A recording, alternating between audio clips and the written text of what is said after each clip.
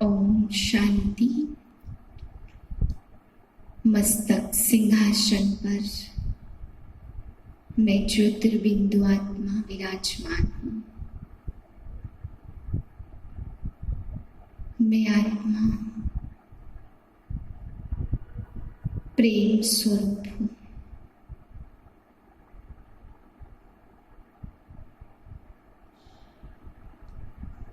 मैं सच्चे तीर्थ पर ले जाने वाला रूहानी पंडा हूँ। बाप का सत्य ज्ञान सबको देने वाला, मुक्ति जीवन मुक्ति की राह बताने वाला रूहानी पंडा हूँ। निज स्वरूप को देखिए। मस्तक पर छोटा सा बिंदु चमक रहा है।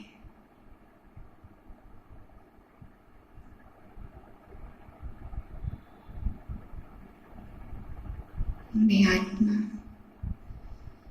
मस्तक पर विराजमान इन आंखों से देख रही हूँ और कानों द्वारा बाबा के महावाक्य सुनती हूँ।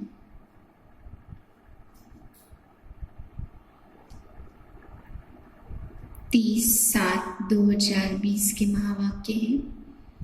आज बाबा कहते हैं कि बच्चे, संसार में जो पंडे होते हैं मंदिरों में, तीर्थ स्थानों पर, वे पंडे अपने ग्रुप को ले जाते हैं, अपने कुल वालों को देखते हैं और यात्रा कराते हैं। पूरे चौपड़े उनके पास होते हैं, अनेक जगह दिखाते हैं, यात्रा कराते हैं। लेकिन बाबा ने कहा सच्चे सच्चे पंडे तो तुम बच्चे हो, और सारे संसार में सबसे बड़ा पंडा है शिव बाबा, जो सबकी गति सदगति कराते, जो सच्चे तीर्थ पे ले जाते हैं। और सच्चे तीर्थ की राह तुम बच्चे भी बताते हो, इसलिए तुम बच्चे भी रूहानी पंडे हो। तो तुम्हें कभी भी राह बताते बताते थकना नहीं है। आप समान दूसरों को भी पंडा बनाना है। तुम ज्ञान देते हो और कब कोई दूसरा पंडा बन जाता है, बाबा ने कहा ये तो ऑटोमेटिक चलता रहता।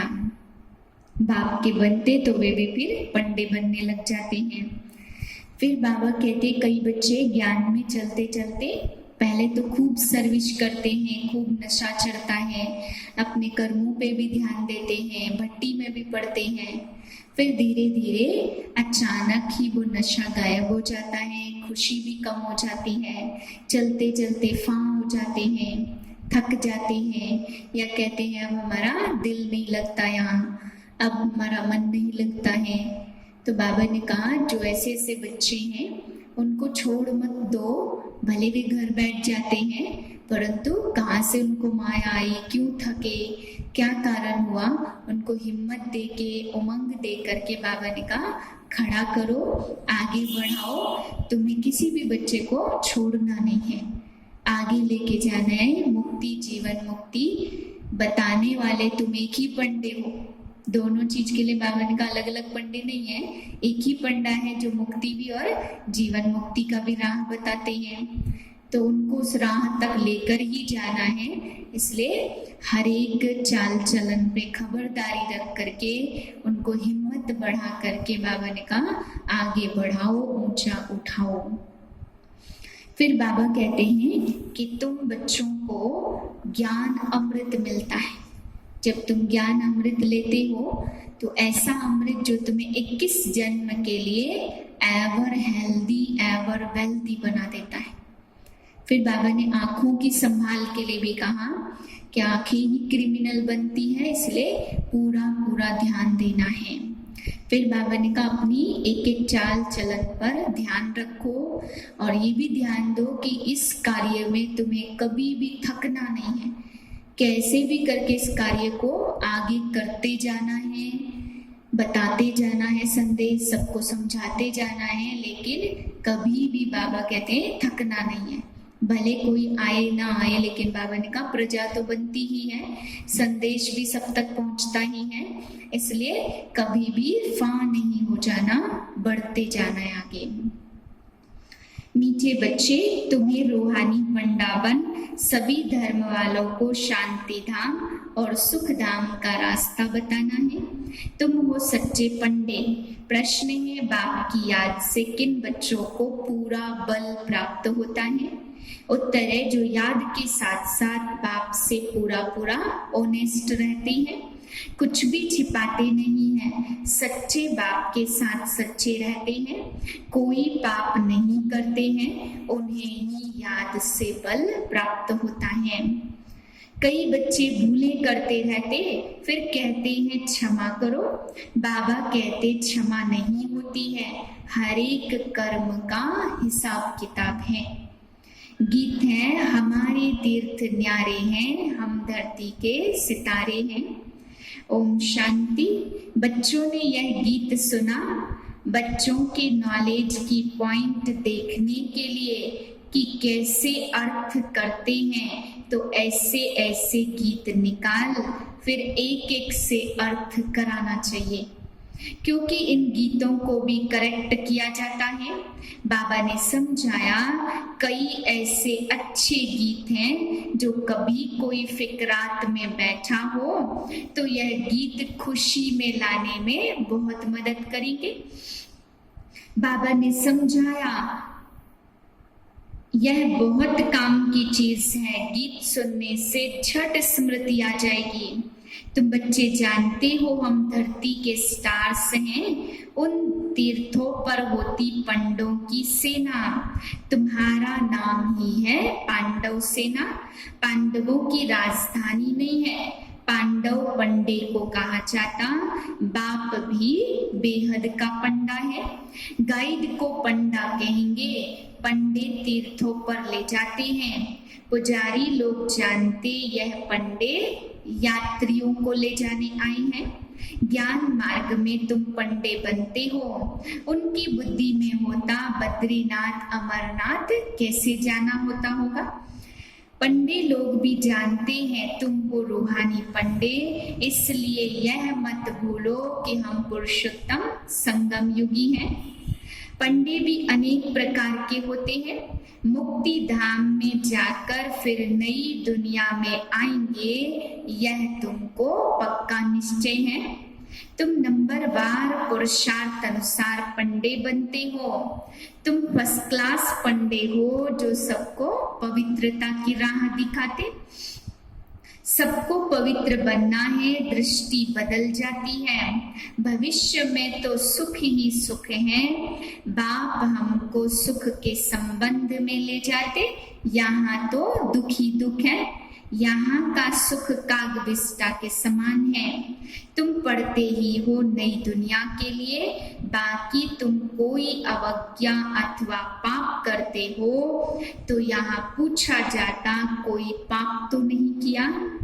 बाबा ने समझाया, आंखें धोखा देती हैं, यह भी बताना चाहिए बाबा आज आंखों ने हमको बहुत धोखा दिया। यहाँ क्षमा की कोई बात नहीं है।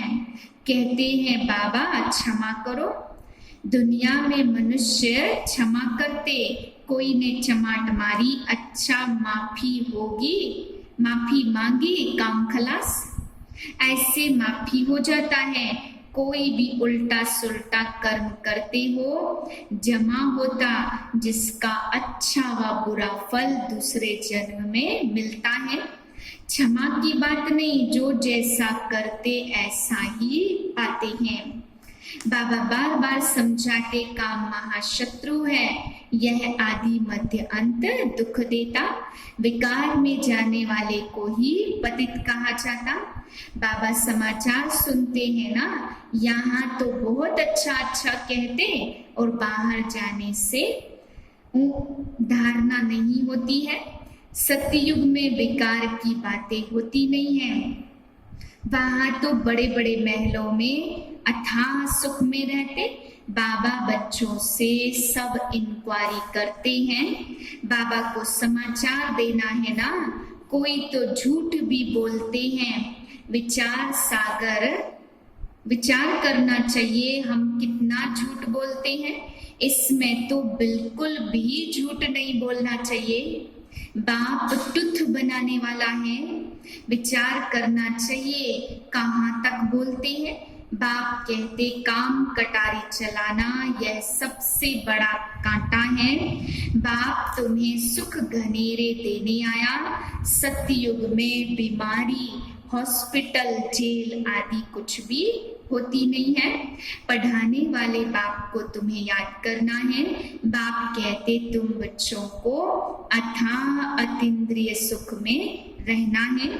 भगवान हमारा टीचर है। कई तो बिल्कुल बंधन मुक्त हैं, यहाँ कोई को बंधन है नहीं। शुरू में भट्टी बनी तो बंधन मुक्त हो गए। ओना पुरना सिर्फ सेवा का है। सर्विस कैसे बढ़ाएं, बाबा बहुत समझाते रहते। बाबा पास आते मास डेढ़ बहुत उमंग रहता, फिर देखो ठंडे पड़ जाते, आते ही नहीं है सेंटर्स पर। अच्छा फिर क्या करना चाहिए? लिख कर पूछ सकते हो क्यों नहीं आते हो। हम समझते हैं शायद माया ने तुम पर वार किया है। किसके संग में फंसे हो या कोई विकर्म किया है? गिर पड़े हो फिर भी उठाना तो चाहिए ना। पुरुषार्थ करना चाहिए। दिल लेनी होती तुम चिट्ठी लिख सकते हो। बहुतों को लज्जा आती है तो फिर फां हो जाते हैं। यहाँ से भी होकर जाते, फिर समाचार आता कि घर जाकर बैठ गया। कहता है मेरी दिल हट गई। कोई चिट्ठी में भी लिखते आपका ज्ञान तो बहुत अच्छा है, परंतु हम पवित्र नहीं रह सकते, इसलिए छोड़ दिया। मेरे में इतनी ताकत नहीं है, सिर्फ लिख देते। विकार देखो कैसे गिरा देते हैं। यहाँ हाथ भी उठाते। यह नॉलेज है नर से नारायण, नारी से लक्ष्मी बनने की। बाबा कहते गुड़ जाने गुड़ की गोथरी जाने। यह बाबा भी गोथरी है ना, यह अच्छी तरह से पूछते। इनके पास समाचार भी आते। वह शिव बाबा तो कहते मैं पढ़ाने आता हूँ, और यह अपना अनुभव सुनाते हैं। यह भी समझाते हैं ना, कदम कदम पर खबरदारी चाहिए। पढ़ेंगे लिखेंगे तो होंगे नवाब। बहुत बच्चे फेल हो जाते। सर्विसेबल पंडे भी फेल हो जाते हैं। कई तो तीर्थों पर भी शराब आदि ले जाते। बड़े बड़े आदमी इस बिगर रह नहीं सकते हैं। अभी तुमको मिलता है ज्ञान अमृत। बाकी याद की है मुख्य बात, जिससे तुम 21 जन्मों के लिए हेल्दी वेल्दी बनते हो। स्वर्ग में देवी देवताओं की आयु 150 वर्ष की थी। 16 कला संपूर्ण थे। शिव बाबा कहते मैं तो सिर्फ नॉलेज देता हूँ। शिव बाबा ज्ञान की बातें सुनाते, यह अपने अनुभव की बातें सुनाते। दो है ना, यह भी अपना अनुभव बताते। हर एक को अपनी लाइफ का पता है। तुम जानते हो आधा कल्प से पाप करते आए हैं।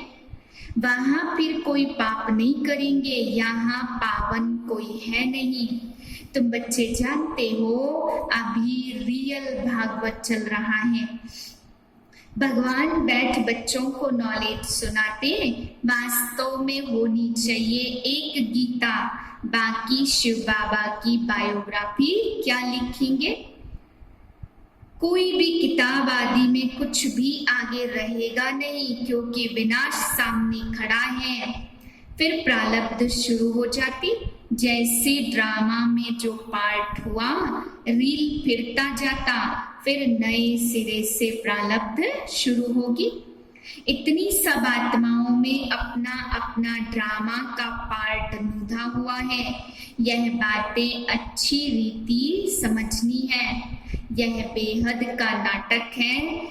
जिसको भी तुम समझाएंगे उनको बड़ा मजा आएगा। ऐसे मत समझो कोई सुनता नहीं है। प्रजा तो बहुत बननी है, हार्ट फेल नहीं होना सर्विस में। व्यापारियों के पास ग्राहक तो बहुत आते, आओ हम तुमको बेहद का सौदा देवे। भारत में इन देवताओं का राज्य था, कहाँ गया, कैसे 84 जन्म लिए, यह फिर तुमको समझाएं। सर्विस बहुत कर सकते हो, जब फुर्सत मिलती है तब बोलो, विश्व की हिस्ट्री ज्योग्राफी समझाते हैं। सिवाय बाप के और कोई समझा न सके, आओ तो तुमको रचता और रचना का राज समझाए। अभी तुम्हारा यह अंतिम जन्म है, भविष्य के लिए अभी कमाई करो। बाबा समझाते, बच्चे ऐसे तुम सर्विस करो, तुम्हारे ग्राहक यह बातें सुनकर बहुत खुश होंगे, तुमको भी माथा टेकेंगे, शुक्रिया मानेंगे। व्यापारी लोग तो और भी जास्ती सर्विस कर सकते, व्यापारी धर्माऊ भी निकालते, तुम तो बहुत बड़े धर्मात्मा बनते हो। बाप आकर तुम्हारी झोली भर देते अविनाशी ज्ञान रत्नों से, अनेक प्रकार की बाबा राय देते, ऐसे ऐसे करो, पैगाम देते रहो, थको मत। बहुतों का कल्याण करने लग जाओ, ठंडे मत बनो, अपनी दृष्टि को भी ठीक रखो, क्रोध भी नहीं करना है, युक्ति से चलना है। बाप अनेक प्रकार की युक्तियां बताते रहते, दुकानदारों के लिए तो बहुत सहज है, वह भी सौदा यह भी सौदा, कहेंगे यह तो बहुत अच्छा सौदा है, झट ग्राहक जम जाएंगे, कहेंगे ऐसे सौदा देने वाले महापुरुष को तो बहुत मदद करनी चाहिए। बोलो यह तुम्हारा अंतिम जन्म है, तुम फिर मनुष्य से देवता बन सकते हो। अपनी जांच करो, हमारी दृष्टि ने कोई बुरा कर्म तो नहीं किया, स्त्री तरफ रग तो नहीं गई, लज्जा आएगी तो छोड़ देंगे। विश्व का मालिक बनना कम बात है क्या, जितना पुराना भक्त होगा उतना वह बहुत खुश होगा, थोड़ी भक्ति की होगी वह कम खुश होगा, यह भी हिसाब है समझने का। बुद्धि कहती अब हम जाएंगे घर, फिर नई दुनिया में नया कपड़ा पहनकर पार्ट बजाएंगे, यह शरीर छोड़ेंगे और golden spoon in the mouth होगा। अच्छा, मीठे मीठे सिकिलदे बच्चों प्रति माता पिता बाप दादा का याद प्यार, गुड मॉर्निंग। रूहानी बाप की रूहानी बच्चों को नमस्ते। हम रूहानी बच्चों की रूहानी बाप को नमस्ते। धारणा के लिए मुख्य सार, पहली पॉइंट, दृष्टि से कोई बुरा काम नहीं करना है, अपनी दृष्टि को ही बदलना है। कदम कदम पर सावधानी रखते हुए पद्मों की कमाई जमा करनी है। दूसरी पॉइंट, जब भी फुर्सत मिलती तो बेहद का सौदा करना है, सर्विस में दिल से कष्ट नहीं होना है, सबको बाप का पैगाम जरूर देना है। वरदान है, स्नेह की गोद में आंतरिक सुख व सर्व शक्तियों का अनुभव करने वाले यथार्थ पुरुषार्थी भव। जो यथार्थ पुरुषार्थी हैं वे कभी मेहनत व थकावट का अनुभव नहीं करते, सदा मोहब्बत में मस्त रहते हैं। वे संकल्प से भी सरेंडर होने के कारण अनुभव करते कि हमें बाप दादा चला रहे हैं, मेहनत के पांव से नहीं लेकिन स्नेह की गोदी में चल रहे हैं। स्नेह की गोद में सर्व प्राप्तियों की अनुभूति होने के कारण वह चलते नहीं लेकिन सदा खुशी में, आंतरिक सुख में, सर्व शक्तियों के अनुभव में उड़ते रहते हैं। स्लोगन है, निश्चय रूपी फाउंडेशन पक्का है तो श्रेष्ठ जीवन का अनुभव स्वतः होता है। ओम शांति।